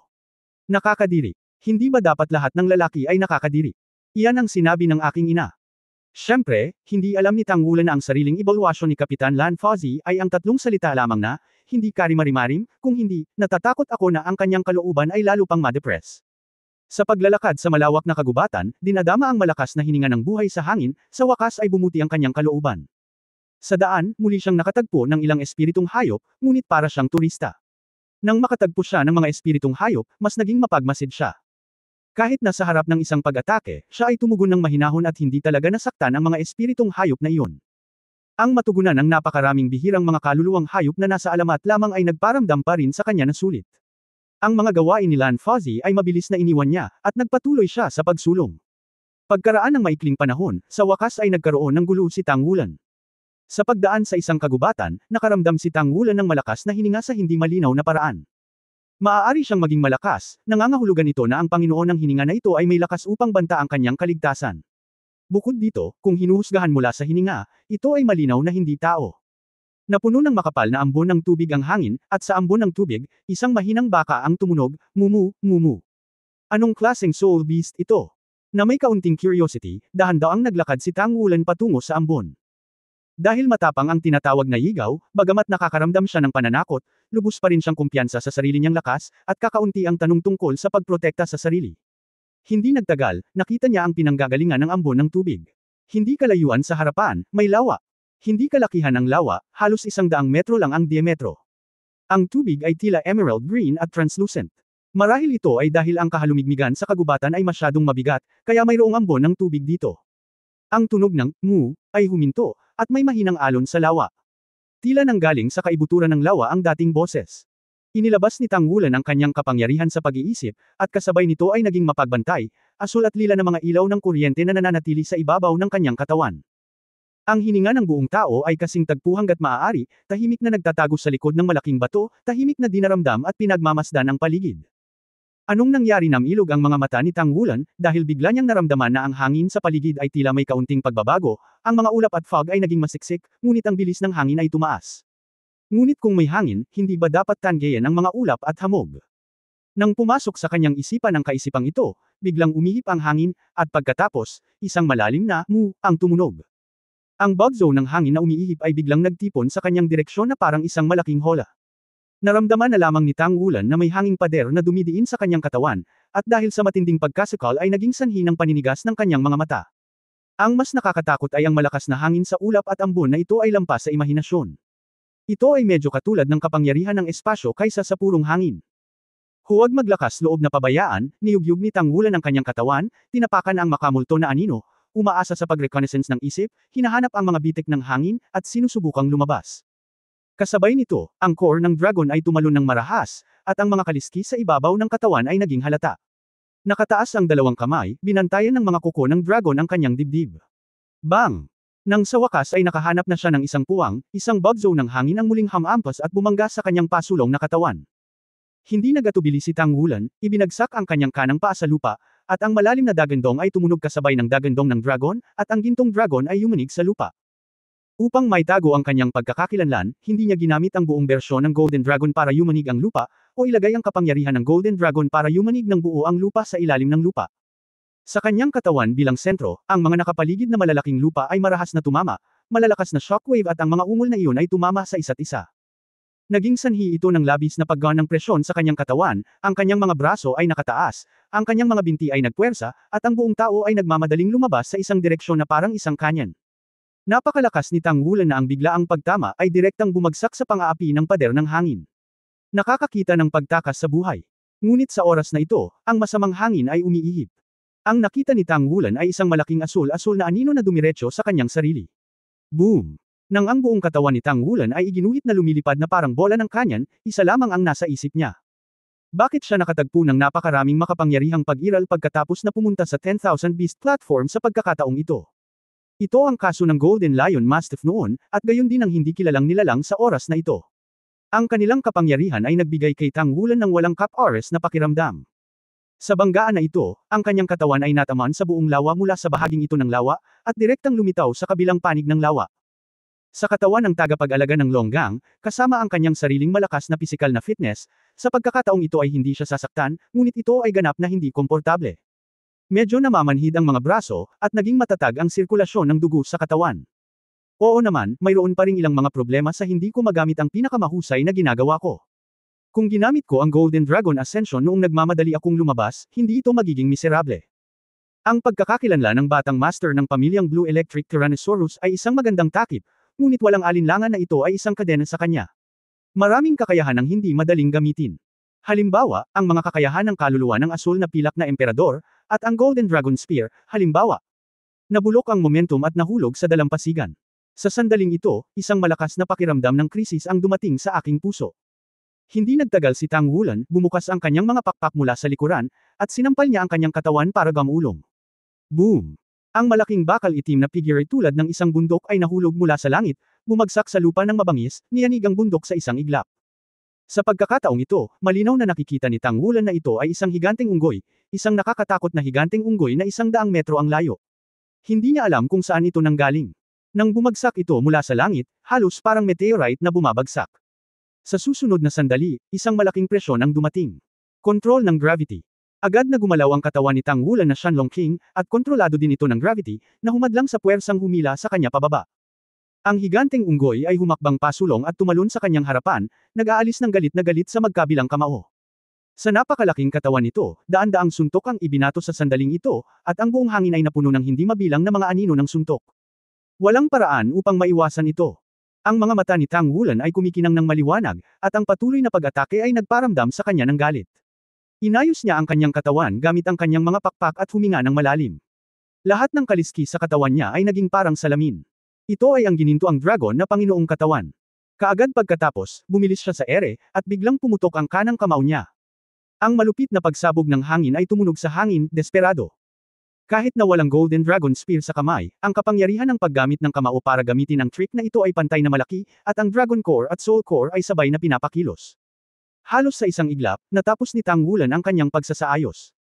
Ang lakas, Soul Power, Chi at Blood Power, ang bloodline ng Golden Dragon King, kasama ang kulog at kidlat na nakakabit sa dumadagandong na puno ng kulungan, lahat ay isinama sa kamaong ito sa isang iglap. Kung hindi siya maaaring gumamit ng mga kasanayan ng basta-basta, dapat niyang gamitin ng husto ang kanyang kapangyarihan. Rumble. Nagkaroon ng malakas na ingay. Ang anino ng higanteng unggoy ay huminto at si Tang Wulan ay lumipad ng patiwarik, ngunit ang higanteng unggoy ay napatigil din sa kanyang suntok. Magandang tao, magandang kapangyarihan. Mabilis itong tinitimbang ni Tang Wulan sa kanyang isipan. Ang nakita niya sa kanyang harapan ay tiyak na isang kaluluwang hayop na nilinang sa loob ng 100,000 taon, at ito ay napakalakas pa rin, sa pagsasalita ng lahi, hindi ito mas mahina kaysa sa gintong Lion Mastiff. Ang higit na ikinagulat ng kanyang puso ay ang dakilang unggoy na ito ay malinaw na hindi ang kaluluwang hayop na dati nang kumokontrol sa marahas na hangin para salakayin siya. Sa madaling salita, malamang na mayroong dalawang makapangyarihang 100,000 taong kaluluwang hayop sa lugar na ito.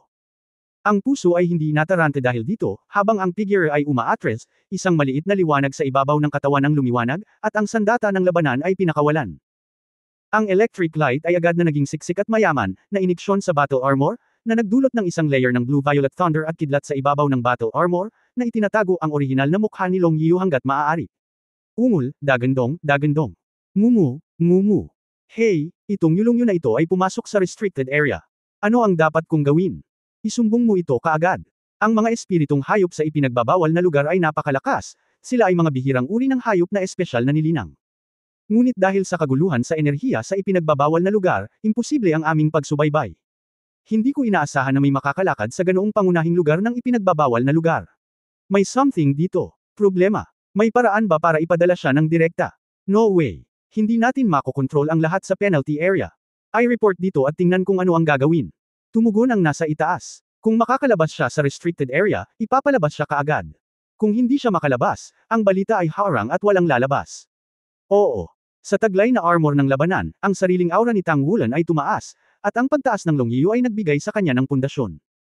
Para sa kanya, ang 3-character battle armor ay katumbas ng pagtataas ng sarili niyang cultivation base mula sa title Daoluo tungo sa Super Daoluo Pinnacle level. Kung haharapin mo ang isang ranggo na 78 na may pamagat na Daoluo, kahit na ang kalaban ay hindi nakasuot ng battle armor, magagawa mong lumaban.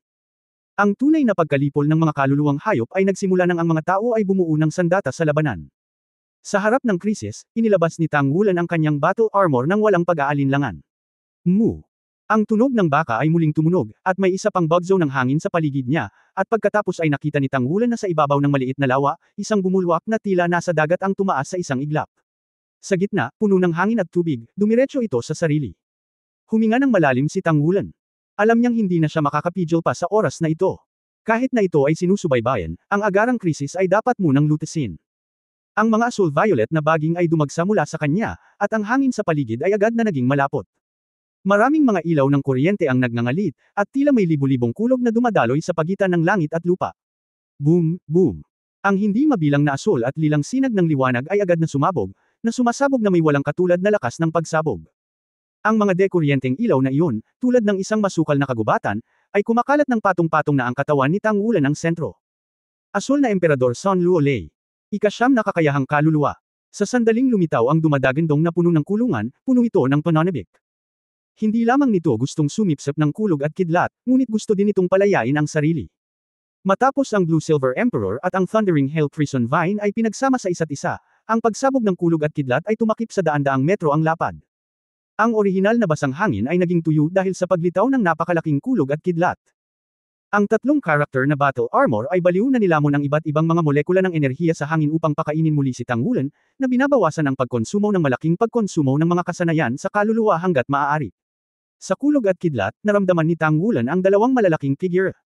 Sa likod nito ay ang 100 metrong taas na higanteng unggoy noon. Sa ilalim ng presyon ng kulog at kidlat, ang katawan nito na tumalon pabalik sa dalampasigan. At sa harap mismo, ang Soul Beast na kanina ay sumalakay sa kanya ay walang mapagtatagwan sa kulog at kidlat. Ito ay isang higanteng sawa na mahigit 100 metro ang haba, na natatakpan ng asul na kaliski sa buong katawan. Ang higanteng sawa ay mayroon ng isang pares ng malalaking kuko sa ilalim ng tiyan nito. Ang mas kakaiba ay ang paglingon niya sa isang malaking paraan, at ang mu na tweet na iyon ay nagmula sa ulo ng toro. Ito ba ay maalamat? Asher Bull Python. Ang dakilang unggoy ba sa pampang ang tunay na malaking unggoy na Titan? Ang sariling martial spirit ni Yuanan Yahui ay ang Titan Great Ape, ngunit kahit na pagkatapos niyang gamitin ang kanyang martial spirit na tunay na katawan, ang Titan Great Ape na kanyang binago ay may pakiramdam ng kawalang halaga kumpara sa tunay na Titan Great Ape. Ito ay talagang napakalakas, lampas sa inaasahan ni Tang Wulan. Ang napakalakas na pag-iral ay lumitaw sa 10,000 Beast platform sa parehong oras. At sila ay malinaw na malakas sa 100,000 taon. Narinig ni Tang Wulan ang kwento tungkol sa Sky Green Cow Python at sa higanteng-higanteng unggoy. Bukod dito, ang pinagmulan ng kwento ay nauugnay sa kanyang biolohikal na ama. Si Tang San, ang ninuno ng Tang Sect, ay may dalawang kasosyo, ang Sky Blue Bull Python at ang Titan Giant Ape, ngunit noong panahong iyon ay hindi pa niya pinag-aralan ang kaluluwa. Ayon sa alamat, ang dalawang dakilang hari ng hayop ay nagsakripisyo ng kanilang sarili para kay Tang San at naging kanya. Ang lakas niya, para tuluyan na siyang maging Diyos sa isang iglap. Para sa mas detalyadong mga bagay, walang ideya si Tang Wulan. Ayon sa pagtatasa ng Shrek Academy, kung ang Sky Blue Bull Python at ang Titan Giant Ape ay buhay, kung gayon ang dalawa sa kanila ay tiyak na mananatili sa nangungunang 10 mabangis na hayop. Lahat sila ay natatangi, at ang kanilang individual na lakas ay napakalakas. Natatakot ako na mas mataas pa rin ang ranking kaysa kay Xiong at 10,000 Demon King. Hindi inaasahan ni Tang Wulan na makakatagpo siya ng dalawang maalamat na Soul Beast sa 10,000 beast platform na ito. Bukod dito, nang naisip niya na ang Sky Green Ball Python at ang higanting-higanting unggoy ay minsang nagsakripisyo sa kanyang ama, nagkaroon siya ng pakiramdam ng pagiging malapit sa dalawang espiritong hayop na ito nang hindi nakikita. Bagamat inaatake nila ang kanilang sarili ngayon. Kung ito ay dalawang ordinaryong 100,000 taong kaluluwang hayop, tinanong ni Tang Wulan ang kanyang sarili na hindi magiging malaking problema ang makalabas. Ngunit kung ang dalawang ito, at mayroon silang tunay na lakas ng Sky Blue Bull Python at ng Titan Great Ape, kung gayon ang gulo ngayon ay medyo malaki. I'm afraid I can't stop trying my best to cover up my identity, otherwise, hindi madaling makatakas mula sa pagsilang. Tiyak na sumabog ang kapangyarihan ng Blue Emperor Sunroll Prison. Ang Titan Great Ape ay napilitang umatras sa dalampasigan, ang kanyang buong katawan ay kumikislap sa mga ilaw na dekuryente, at isang malaking bahagi ng nasuyong itim.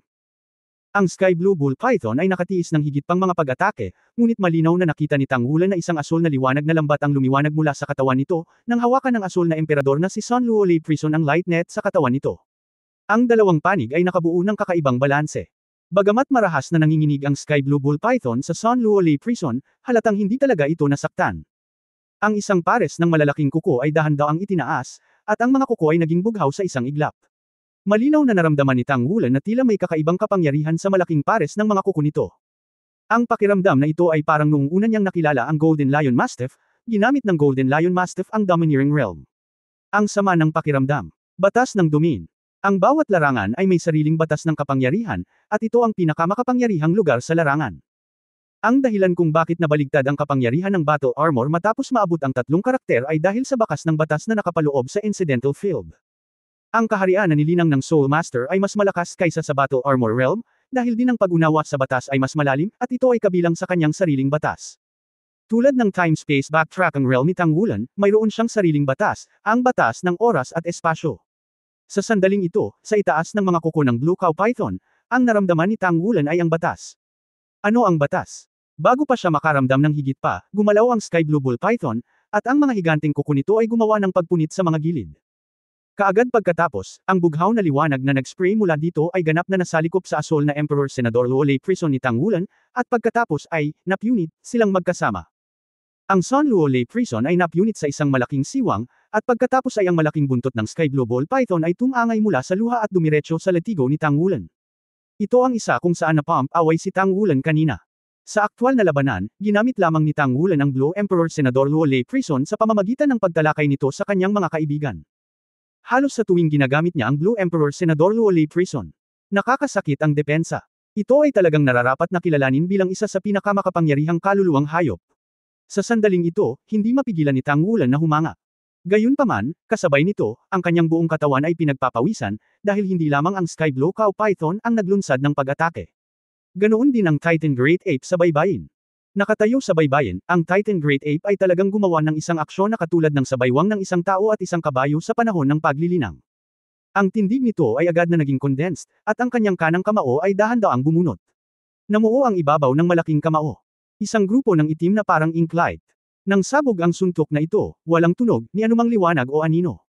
Ngunit nangyari ito kasabay ng buntot ng Sky Green Bull Python. Hindi maganda.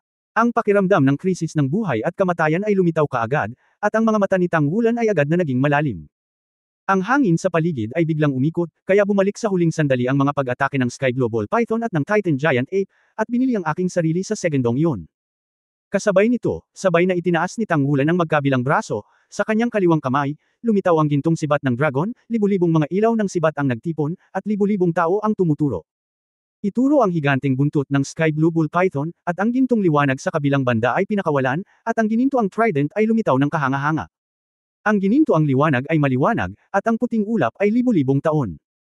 Sa pagharap sa nakamamatay na pag-ataking ito, agad na pinasabog ni Tang Wulan ang kanyang pinakamalakas na kapangyarihang panlaban. Ang pinaka-nakamamatay na bagay ay hindi ang Azure Bull Python na bumagsak sa kanyang Blue Emperor Sun Luolei Prison sa kanyang harapan, ngunit ang hindi nakikitang suntok ng Titan Great Ape sa malayo sa baybayin. Ngayon lang, nang pumutok ito sa suntok na iyon, naramdaman ni Tang Wulan na parang nabasag ang buong katawan niya. Kung ikukumpara sa Yunwuxian Fist ni Yuan Enyahui, ito ay walang iba kundi isang hubad na balat.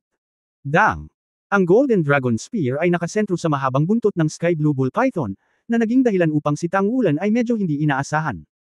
Malinaw niyang naramdaman na ang kanyang gintong sibat ng dragon ay natalo, ngunit ito ay nasa malaking buntot. Nang malapit nang sumabog ang kanyang kapangyarihan, biglang huminto ang kapangyarihan, at hindi na ito bumalik. Ang sobrang talas ng Golden Dragon Spear ay tila nabigo sa harap ng Sky Blue Bull Python, ngunit naitaboy din ito. Sa kabilang panig, ang mga puting ulap ay namumulaklak sa ginintoang liwanag, ngunit malinaw na makikita na sa mga patong ng puting ulap, mayroong isang malaking marka ng kamao, na sa isang kamanghamanghang bilis, habang lumilipas ang panahon. Nagbobomba pa rin sa harap ni Tang Wulan, sa harap niya lang. Yun lang. Sa araw na ito, ang Green Bull Python at ang Titan Giant Ape ay mas nakakatakot kaysa sa naisip ko, at mas nakakatakot. Paano kaya ito? Paano mo sila nakatagpo ng napakalakas?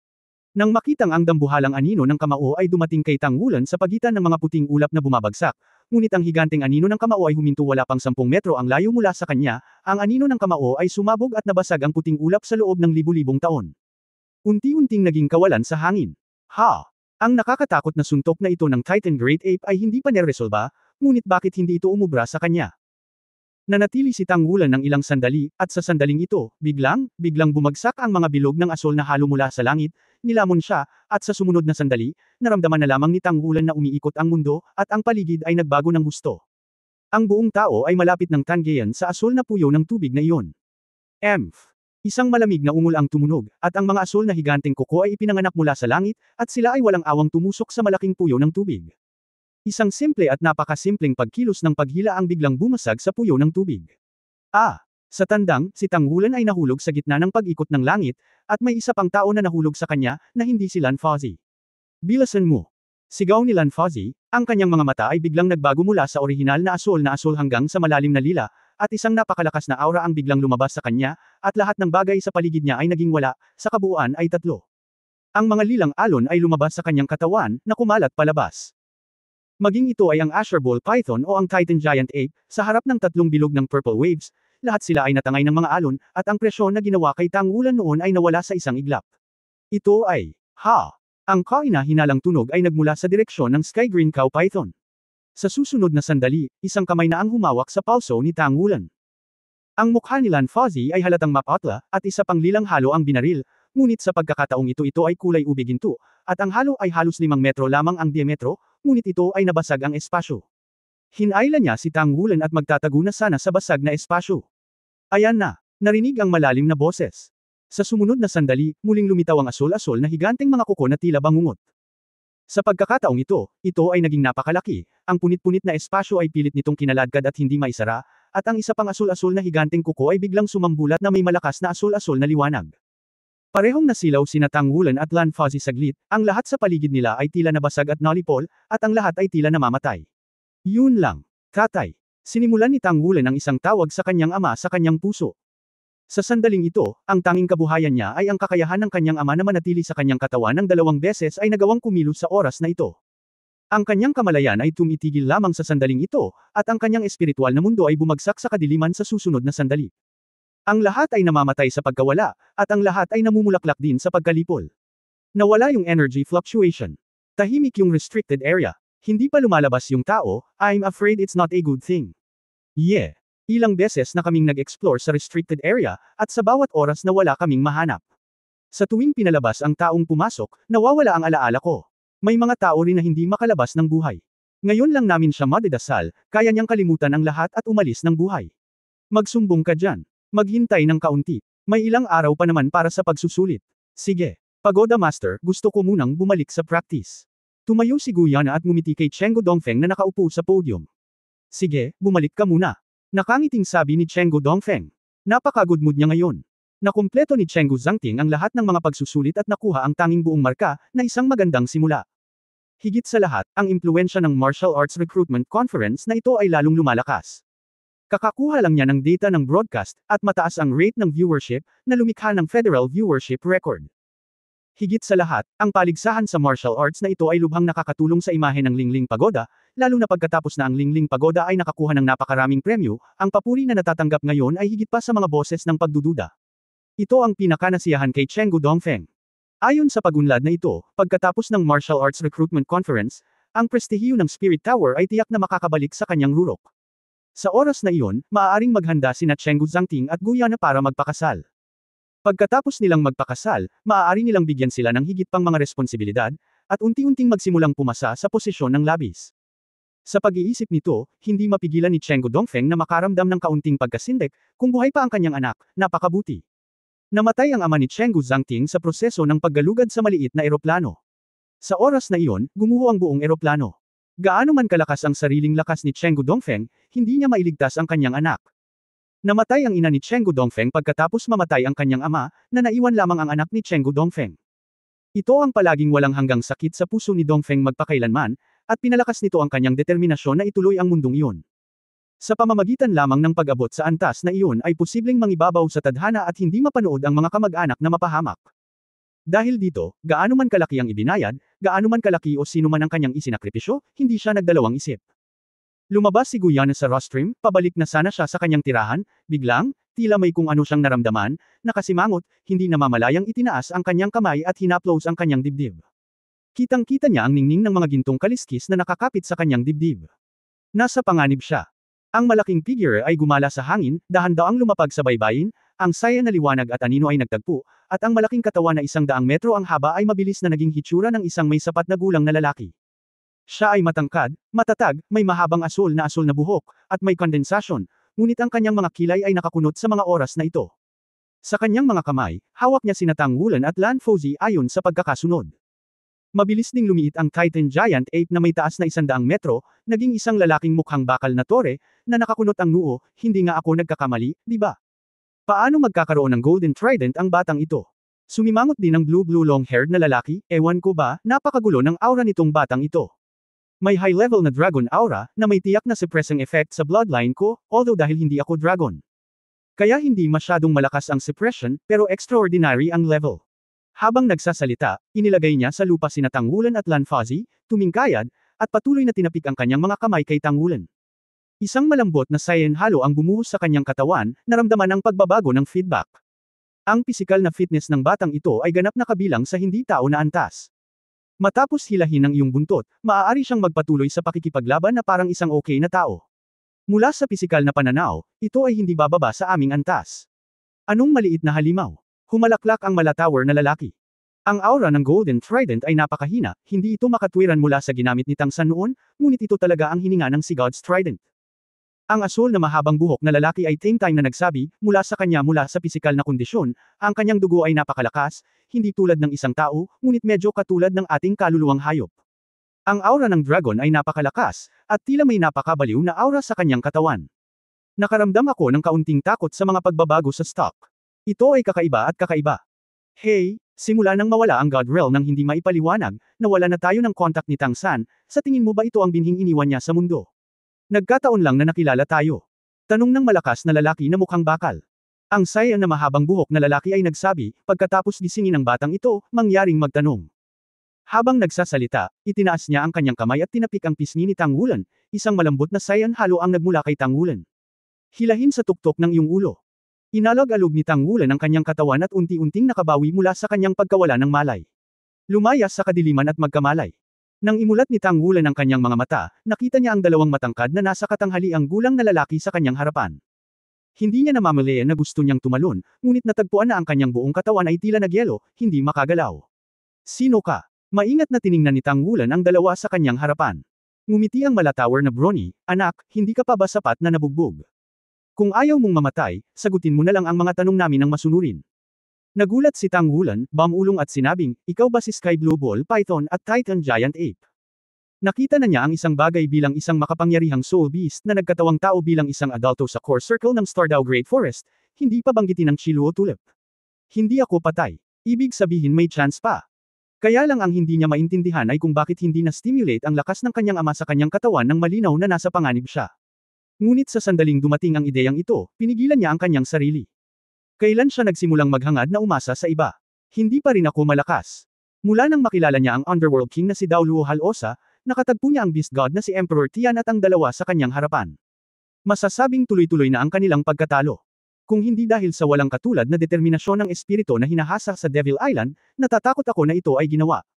Dekadenteng kaisipan. Haha, good knowledge. Pero, alam mo ba na kapag nakilala mo tayong dalawa, huwag mo nang isipin na umalis ng buhay. Nakangiting sabi ng matipunong lalaki na mukhang bakal. Natahimik si Tang Wulan sa mga oras na ito, kung gusto mo akong patayin, matagal na akong namatay.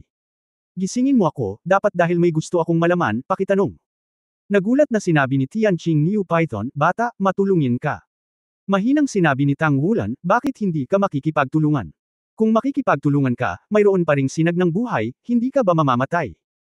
At walang anumang bagay sa aking katawan na hindi ko masasabi sa iyo ng mga lihim.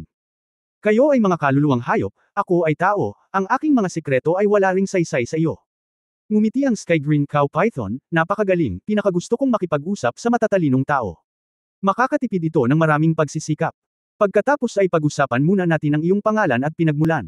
Sinabi ni Tang Wulan, ang pangalan ko ay Tang Wulan, nagmula ako sa Shrek Academy, at kabilang din ako sa Tang Sect.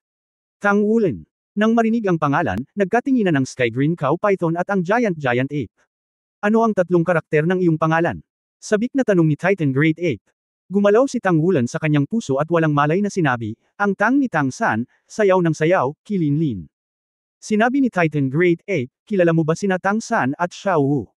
Mahinahong sinabi ni Tang Wulan, sino ang hindi nakakaalam tungkol sa Tang San at Xiao Wu sa mainland?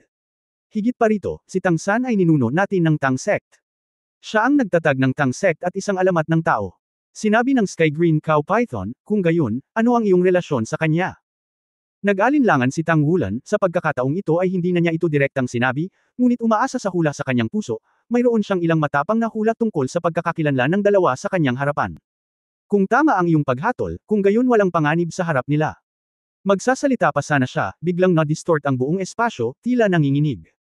Ang Azure Bull Python at ang Titan Great Ape ay sabay na tumingala sa langit.